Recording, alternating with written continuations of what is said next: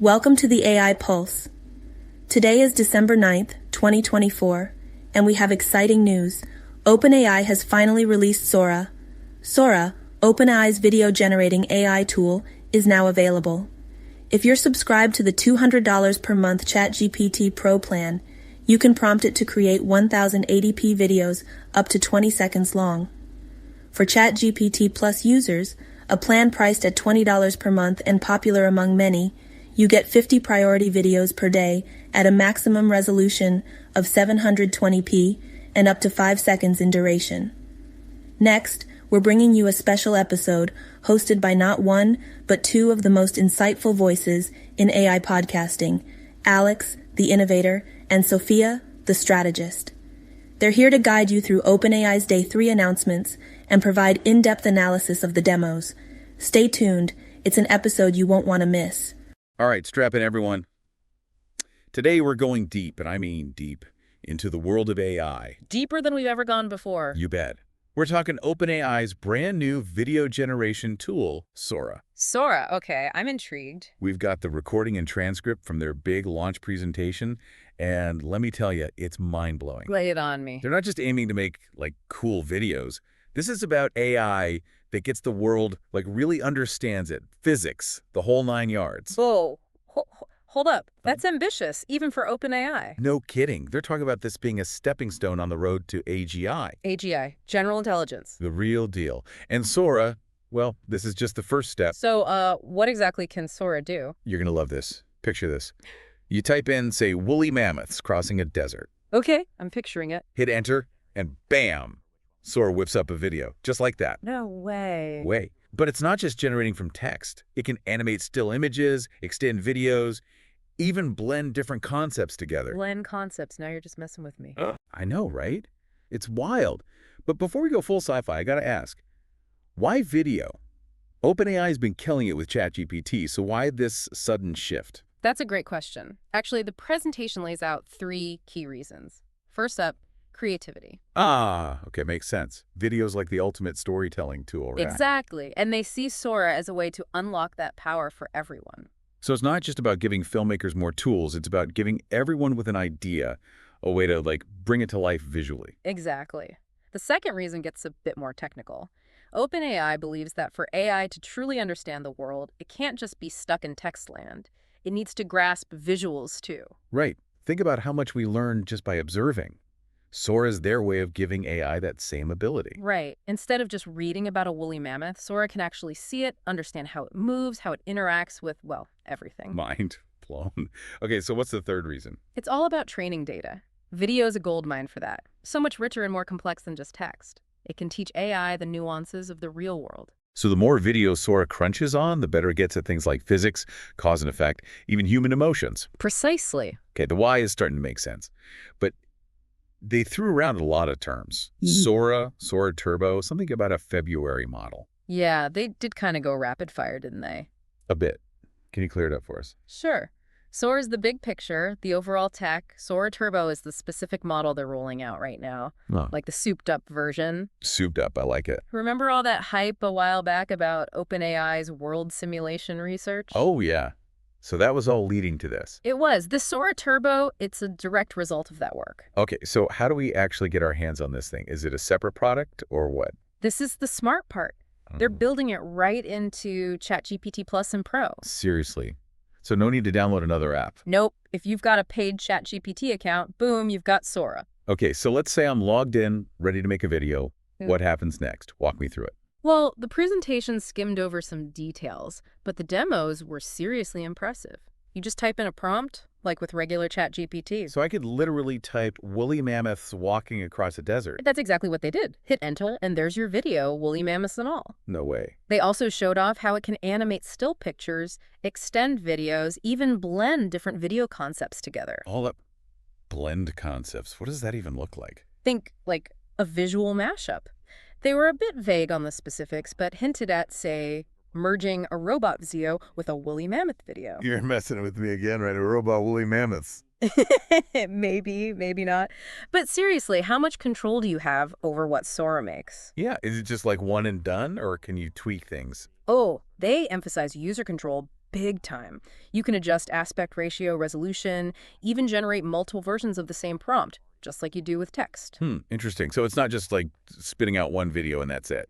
Not at all. They've got these things called presets, kind of like filters for your videos, creative filters. Okay, now that sounds fun. What kind of presets are we talking? They only showed one in the presentation, stop motion balloon world.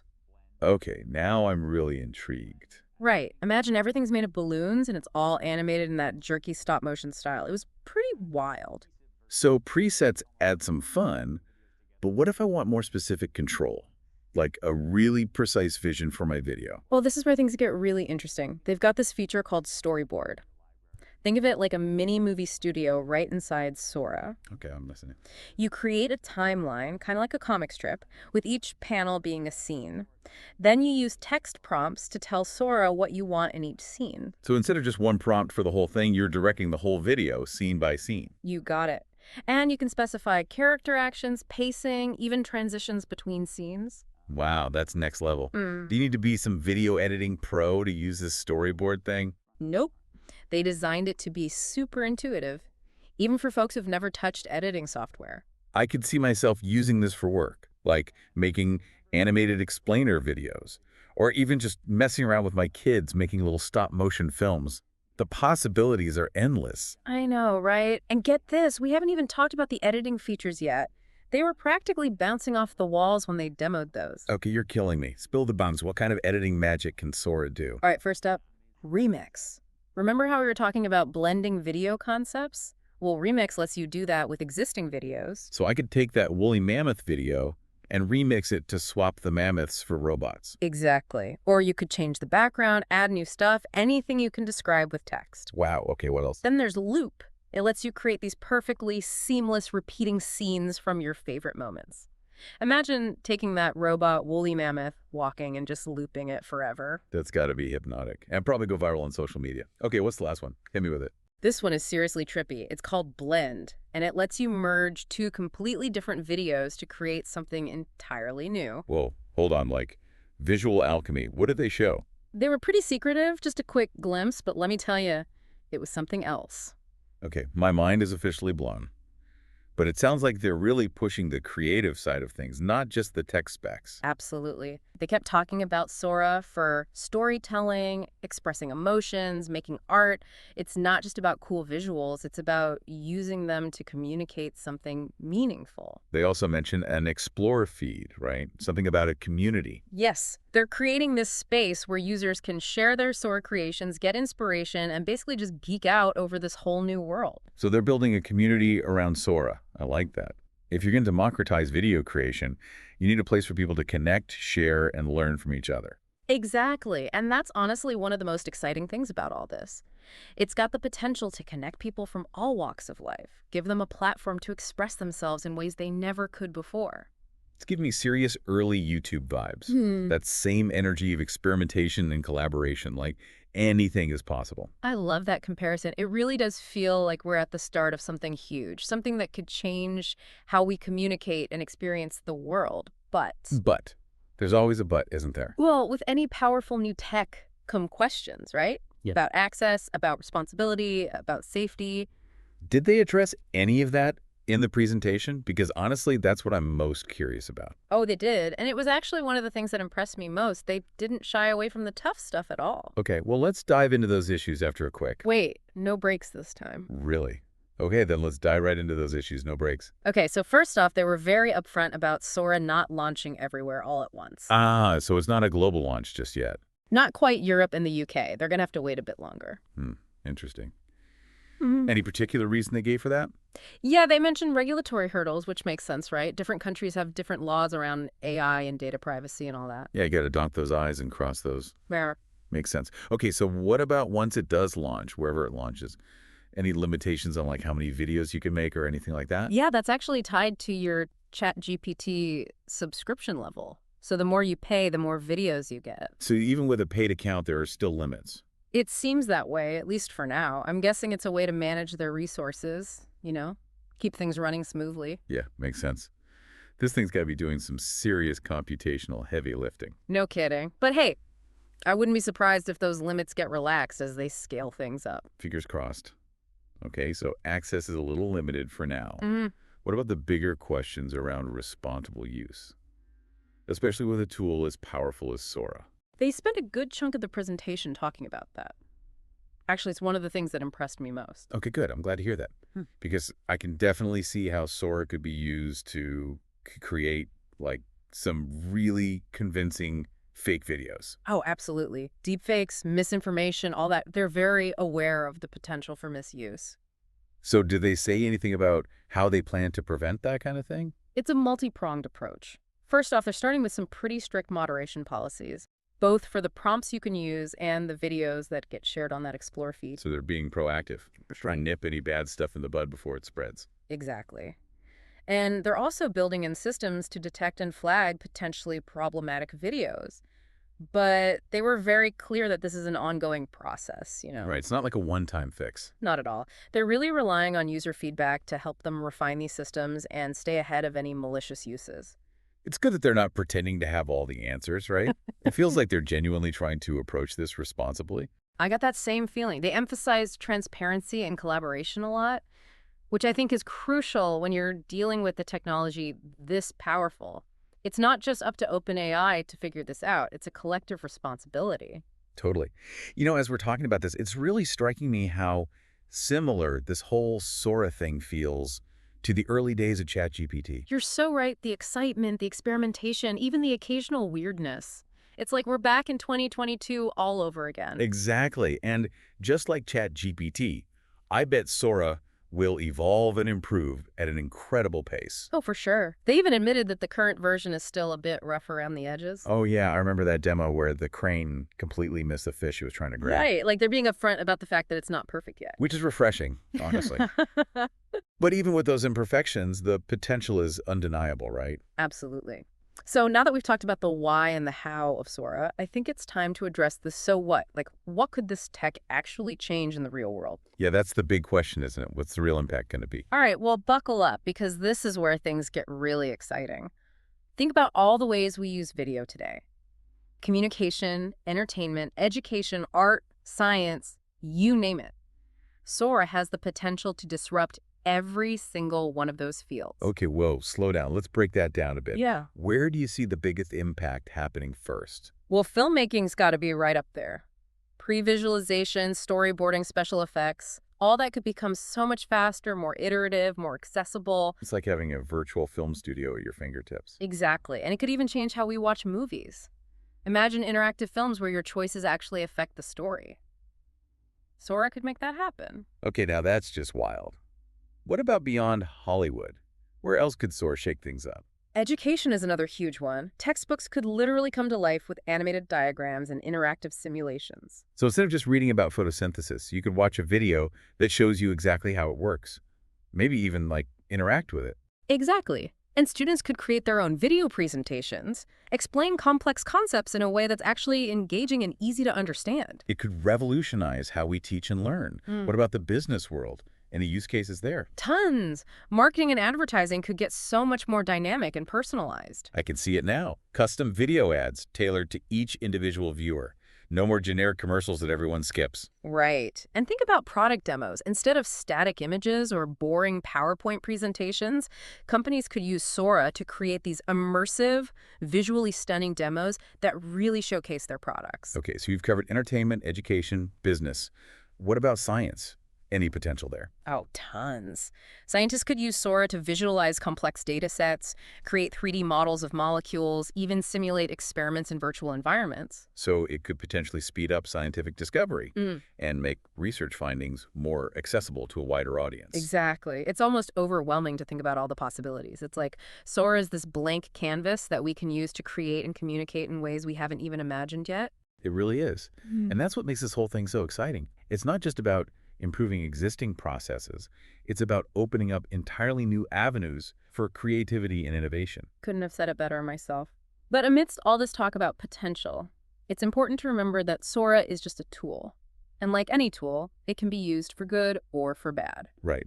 We've talked about the potential for misuse, but even with the best intentions, there are ethical considerations to keep in mind, right? Absolutely. Like what? Give me an example. Well, one thing that comes to mind is the potential impact on jobs. If Sora can automate certain tasks that are currently done by humans, like video editing or animation, what happens to those people? Yeah, that's a valid concern. Something we need to be thinking about as this tech becomes more widespread. And then there are questions about bias. Just like any AI, Sora is trained on data created by humans, which means it could inherit our biases, whether we're aware of them or not. So if the data used to train Sora is skewed in a certain way, it could reflect those biases in the videos it generates. Exactly. And that's why it's so important to have these open and honest conversations about the potential downsides of this technology. We need to be aware of the risks so we can mitigate them and ensure that Sora is used responsibly. So with all that said, what does all of this mean for the listener, for the average person out there hearing about Sora for the first time? Well, for one thing, it means the world is about to get a whole lot more visually stimulating. But more importantly, it means that the power to create and share your own stories and ideas is now within reach. It's like Sora's handing you a megaphone and saying, go make some noise. Exactly. Don't be afraid to experiment, to explore the boundaries of this new technology, and to imagine what's possible. Because with Sora, the only limit is your own creativity. And speaking of creativity, there's one more aspect of Sora we haven't touched on yet. Its potential impact on the very nature of art itself. Ooh, that's a big one. You're right, we need to dive into that. So we've talked about Sora's potential to shake up, well, practically everything. But now let's get philosophical for a minute. Okay, I'm game. Hit me with the philosophy. How could this tech change how we think about art itself? That's the big question. The million-dollar question. And I bet there are no easy answers. Definitely not. But one thing's for sure, Sora's going to blur the lines between creator and creation in ways we haven't seen before. Okay, I'm intrigued.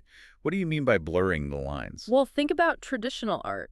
Painting, sculpture, that kind of thing. The artist has total control, right? Every brush stroke, every chisel mark, it's all them. Right, it's their vision, their hand bringing it to life. Exactly. But with Sora, you're working with an AI. You give it instructions, but it's the one actually generating the visuals. So then who's the real artist?